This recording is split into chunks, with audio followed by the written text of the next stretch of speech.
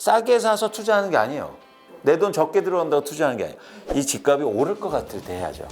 그러니까 여러분들이 투자자들이 왜 집을 사는지 이유를 아셔야 돼요. 그러면 이게 그러니까 하락할 가능성이 이제 훨씬 더 많고 이게 어떻게 보면 심리인 거잖아요. 사람들의 심리가 이제 그만큼 불안해지면 물량이 더 많아진다는 건데 어떻게 보면 이제 경제가 좀 갑자기 괜찮아지고 하면 부동산이 좀 다시 오를 수도 있는 거 아니야? 라고 생각하고 있는 분들도 계실 것 같거든요. 그럴 가능성도 있을까요? 당연히 있죠. 네. 어떤 당연히. 상황이 펼쳐지면 부동산 시장이 오른다고 봐야 될까요? 예를 들어서 그러니까 결국엔 지금 집값을 제가 전망하는 그 근거는 뭐냐면 수요가 감소한 상태에서 공급, 즉 집을 갖고 있는 사람들이 막 팔려고 할 때 이런 현상이 나타나잖아요. 그럼 반대가 되면 제 예측은 틀리고 가격은 상승할 수 있겠죠.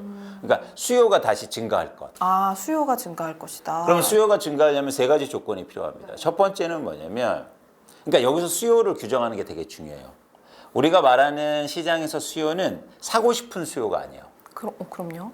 살 수 있는 수요예요. 아, 살 수 있는. 네. 사고 싶은 수요는 정말 많죠, 사실. 네.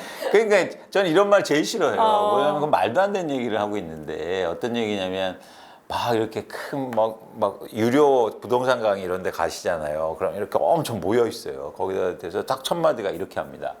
마이크를 딱 들고 그런 강사분들이 여러분 강남에 아파트 사고 싶으시죠? 그러면 다 예 그래요. 근데 이렇게 사고 싶은 사람이 많은데 어떻게 집값이 빠져요?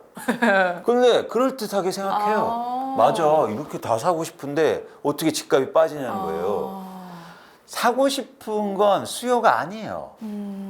사고 싶긴 하죠. 그냥 사고 싶은 마음일 뿐이죠. 살 수가 없어요. 우리가 시장을 전망할 때는 그래서 마음이 아니라 살 수 있는 수요를 예측해야 되는 거고 그래서 이제 볼게요. 수요가 증가하면 그 유효 수요가 살 수 있는 사람들의 수요가 증가하면 많아지면 가격이 오른다고 말씀드렸죠.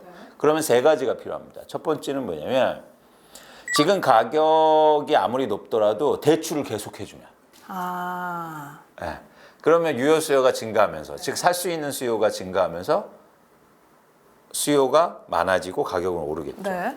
두 번째는 뭐냐면 소득이 증가하면. 그렇죠. 근데 뭐 저희가 갑자기 소득이 증가할 수 있습니까? 아니요, 소득 증가가 어렵죠, 사실. 그러니까 평균적으로 얘기하는 거예요. 뭐 일시적으로 어떤 사람이 소득이 증가할 수는 있겠죠. 그런데 그거 말고 평균적으로 소득이 증가하는 건 시간이 필요하죠. 네. 세 번째로 또 유효수요가 증가하기 위해서는 뭐냐면 예를 들어서 자산의 교환이 일어날 때. 교환이요? 이제 대표적으로 부동산에서는 갈아타기 수요인데 예를 들어서 내가 이 집을 팔고 조금 더 큰 집으로. 그렇죠. 이런 수요들이 계속 증가할 수 있어요. 그래서 자산 교환 수요가 있을 수 있는데 근데 이것도 마찬가지로 누가 집을 사주는 사람이 있어야 될 거 아닙니까? 네네네. 그래서 첫 번째하고 두 번째 조건하고 이제 연결되는 건데 결국 대출이 많아지거나 소득이 증가해야 돼요. 네. 그런데 소득이 증가하기는 좀 어렵다고 판단하고 있고 당장 뭐 큰 폭으로 증가하고 그러기엔 힘들죠. 월급 소득이기 때문에. 그렇죠. 네. 그리고 실질 소득이라고 그래서 물가를 반영한 소득은 더 줄어들 가능성이 커 보여서 네. 만만치 않은 상황. 그러니까 저희가 확률적으로 계산하는 거예요. 근데 첫 번째가 남은 거예요. 예를 들어서 정부가 대출을 막 해줘요. 집 사라고. 그럼 수요가 증가하면서 집값 오를 수 있겠죠. 그게 2024년도에 이루어진 현상인데 신생아 대출 같은 것도. 그런 거죠. 네. 그런데 이런 것도 저는 임계치에 도달했다. 무슨 얘기냐면 우리나라 가계부채가 이렇게 많은 상황이고 제가 볼 때 30, 40대가 주로 대출을 받아서 집을 사는데 30, 40대 부동산을 갖고 계신 분들의 부채 비율이 거의 이제 80%가 넘어가고 있어요. 30대만 보면 100%거든요. 그러니까 더 이상 빚을 내서 집을 사기가 어려운 상황이 아닐까. 그리고 또 정부도 이런 거죠. 지금 정부가 여기서 대출을 그럼 많이 해야 되는데 아까 이제 신생아 대출 말씀하셨잖아요. 신생아 대출이 나왔어요. 그러면 또 더 대출이 증가하기 위해서는 또 새로운 수요를 창출해줘요. 그럼 예를 들면 신생아 대출 더 전으로 가게 되면 뭐 결혼 대출? 신혼부부 대출. 네. 그러긴 힘들다. 네, 근데 사실 저도 뭐 주변에 보면 신생아 대출이 풀려서 뭐 아이를 낳은 친구들이 혜택을 볼 수 있는 대상은 돼도 그 중에서 조금 이제 능력이 되는 친구들이 신생아 대출을 받아서 집을 사더라고요. 맞습니다. 네, 그러니까 그게 뭐 대출 그게 나온다고 해서 모두 다 그 대출을 받아서 집을 사고 이러진 못하더라고요. 맞습니다. 네. 그게 이제 수요 측면이고 이제 공급 측면에서 집값이 오를 수 있죠. 왜냐하면 그러니까 여기서 여러분들이 다시 한번 말씀드리고 싶은 건 네. 지금 유통시장에서 거래되는 아파트 가격을 결정하는 공급은 건설사들이 짓는 아파트가 아니에요. 그건 뭐냐면 집을 갖고 있는 사람들이 시장에 내놓는 매도 물량이죠. 그게 공급이거든요. 근데 집을 갖고 있는 사람들이 엄청 안 팔아요. 네. 그러면 집값은 오를 수 있겠죠. 오를 수 있죠. 네. 예. 그래서 2025년도에 가장 매도 물량의 어떤 향배를 결정할 수 있는 가장 중요한 영향 요인은 정책입니다. 예를 들어서 정책이 막 뭐 개발 정책이라든지 막 이런 정책들이 뭐 세금 완화 정책이라든지 이런 정책들이 막 나오면 집을 안 팔려고 그러겠죠. 네. 그럼 매도 물량이 감소할 거 아닙니까? 네. 그럼 집값은 오를 수 있어요. 그래서 이제는 올해의 어떤 변수 측면에서는 정책도 되게 중요하게 보고 있다. 그런데 제가 정책을 예측할 수는 없죠. 네, 그렇죠. 그죠? 또 지금 상황에서는 뭐 차기 정권이 어떻게 될지도 모르는 거고. 불확실한 네. 큰 거예요. 그래서 저희가 예측할 때는 일단 정책의 변화가 없다고 고정해 놓고 그럼 매도 물량은 증가하고 그리고 수요가 감소할 테니까 그러면 수요가 감소하고 공급이 증가하면 집값이 어떻게 안 빠집니까? 이 전망을 하는 거예요. 네. 이게 이제 공급 이제 신규 공급이 아니라 다른 그 공급을 말씀을 해주셨는데 신규 공급 상황 같은 경우에는 그럼 올해는 어떻게 봐야 될까요? 신규 공급은 뭐 지역별로는 다른데 어쨌든 전체적으로 분양 물량이 그러니까 2024년 대비해서 15% 정도는 감소할 거예요. 이유가 있습니다. 네. 왜냐하면 건설사들이 힘든데 어떻게 아파트를 공급합니까? 네. 그죠? 건설사들이 지금 주택 사업을 통해서 손실도 엄청 증가하고 있고 네. 부동산 PF 때문에 뭐 미분양 아파트 증가하고 있고 부동산 PF 때문에 금리도 굉장히 큰 부담을 얻고 있는데 이 상황 속에서 사업을 진행시키기가 어려운 상황이죠. 그러다 보니까 신규 아파트의 공급이 줄고 있어요. 그러니까 이 신규 아파트 공급을 준다는 걸 저희가 해석을 잘해야 됩니다. 네. 그건 뭐냐면 공급이 준다고 하니까 사람들이 집값을 그럼 오를 거네 이렇게 얘기하는 거예요. 근데 제가 말씀드렸죠. 그 공급은 그 공급이 아니다. 그렇죠? 집값을 결정하는 공급은 아무리 건설사들이 공급을 증가시켜도 집값은 오를 수 있고 과거에도 보면 아무리 건설사들이 집을 안 지어도 가격은 하락할 수 있다는 거예요. 그건 뭐냐면 집값을 결정하는 유통시장의 집값을 결정하는 건 집을 갖고 있는 사람들이 시장에 내놓는 매물의 양이라는 거예요. 그런데 반면에 이 그러니까 유통시장 말고 이 분양시장에서 공급이 감소한다는 건 뭐냐면 예를 들어서 이런 게 되는 거죠. 입주 물량이 감소할 수 있잖아요. 네네. 그러면 전세 가격은 오를 수 있어요. 그건 뭐냐면 그 이유가 있습니다. 제가 그 전세 시장은 투자 수요가 없어요. 그렇죠. 네. 그렇죠? 네. 예를 들어서 전세 가격이 오를 것 같아서 전세를 두 채 사는 사람 없습니다. 그렇죠. 네. 그렇죠. 철저하게 실수요와 실공급만 있기 때문에 입주 물량이 조금 감소하면 전세 가격의 상승 가능성은 높아 보여요. 근데 이런다고 해서 집값이 오르는 건 아니다. 이 말씀 근데 꼭 드리고 싶은 거예요. 전세가가 상승하면 집값을 밀어 올리는 경우도 있지 않나요? 있죠. 네.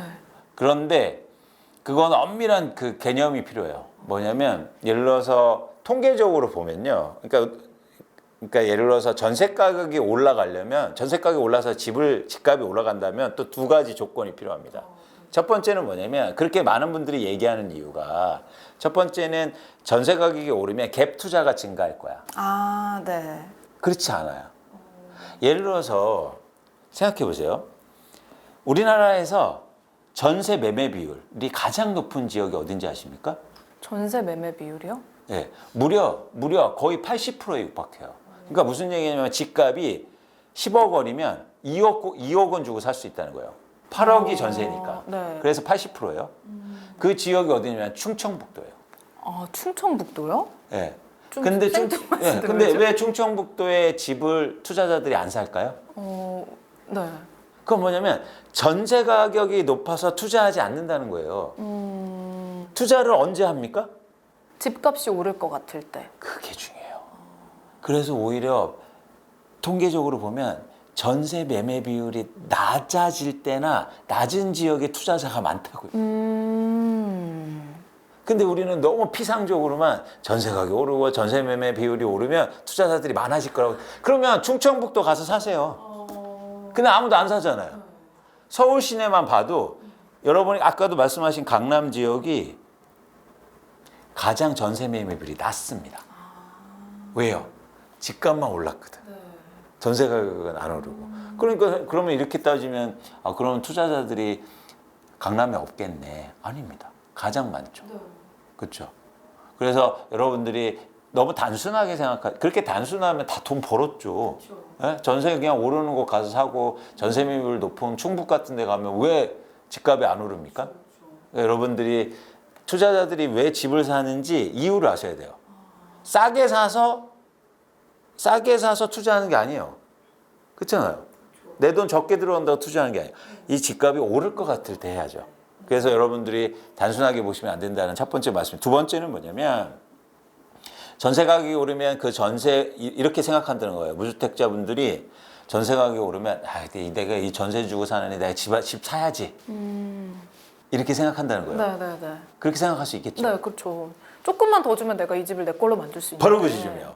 그런데 굉장히 심각한 문제가 하나 있습니다. 어떤 거요? 거기서 조건이 필요해요. 지금의 전세 보증금이 다 내 돈일 것. 그래야 대출을 일으켜서 네. 집을 살 거 아니에요. 그쵸? 근데 지금 전세 보증금의 20%가 대출로 이루어졌다고요. 그래서 전세금이 올라간 거예요. 서울과 수도권에만요 거의 140조 원에 넘는 전세 대출이 나갔어요. 그러니까 내가 지금 갖고 있는 전세도요 내 돈이 아니에요. 그러니까 5년 전이나 6년 전에는 그 얘기가 통했어요. 왜냐면 그 전세 보증금은 다 내 돈이었으니까. 그래서 대출 좀 보태면 사는 거예요.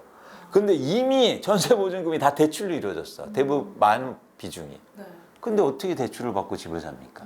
이것도 마찬가지로 유효 수요가 될 수 없다는 거예요. 그러니까 사고 싶은 마음은 있지만 살 수 있는 상황이 아닌 거네요. 그러니까 맞습니다. 그래서 단순하게만 과거의 그런 상황만 보고 전세 매매 비율이 올라서 뭐 투자자들이 많아진다. 전세 보증금이 올라가면 무주택자분들이 그럼 여보 우리 그냥 돈 보태서 집 삽시다. 이게 아니라는 거예요 지금은.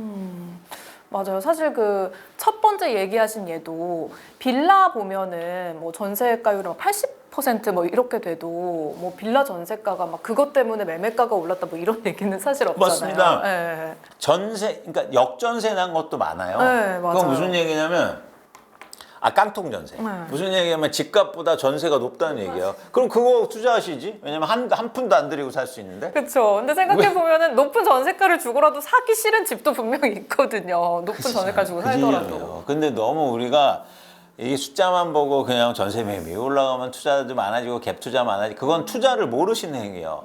투자자는 절대 현재 가격이 싸다 비싸다를 통해서 기준 잡지 않아요. 무슨 얘기냐면 야 오를 거야? 떨어질 거야? 이게 더 중요한 거죠. 그래서 전세금이 아무리 낮더라도 오를 것 같으면 사는 거고요. 그래서 요즘 재건축 아파트가 오르는 거예요. 서울의 노후 아파트들이 전세 매매 비율이 가장 낮거든요. 그 집에서 누가 전세를 살겠습니까? 그래서 이제 몸으로 가서 때운다 뭐 이런 얘기도 그쵸? 있잖아요. 매수해서. 그래서 투자할 때는 사실은 훨씬 더 재건축 아파트는 돈을 많이 넣어야 되잖아요.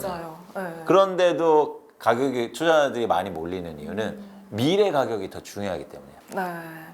그래서 저는 진짜 놀란 게 그 압구정 현대 아파트 같은 경우 생각보다 전세가가 되게 낮더라고요. 싸죠. 네, 낮죠. 네. 전세 매물이 한 35% 40%밖에 안 돼요. 그러니까 오래된 아파트이기 때문에 하지만 미래 가치는 높기 때문에 또 매수하려면 가격은 많이 줘야 되는 거죠. 그렇습니다. 네. 네.